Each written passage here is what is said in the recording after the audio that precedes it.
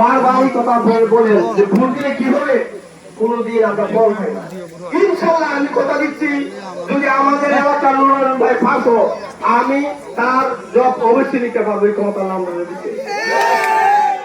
দোয়ারবাজার উপজেলা পরিষদের চেয়ারম্যান পদপ্রার্থী নুরুল আমিনের ঘোড়া প্রতীকের সমর্থনে দোয়ারবাজার সদর ইউনিয়নের টেবলাই এলাকায় উঠান বৈঠকে গণজোয়ার উঠেছে।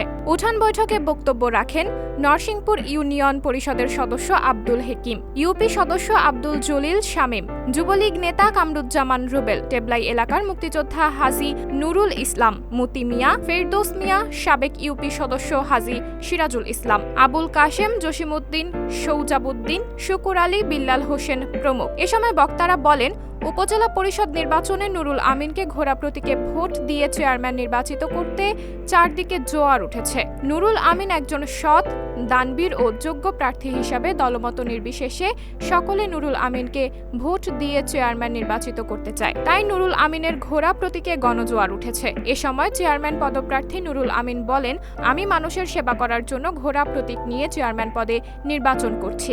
চেয়ারম্যান নির্বাচিত হলে উপজেলাবাসীর সেবায় নিজেকে সবসময় নিয়োজিত রাখব। তিনি সকলের দোয়া, সমর্থন ও ভোট প্রার্থনা করেন। সাবরিনা জলিল, সবার কথা।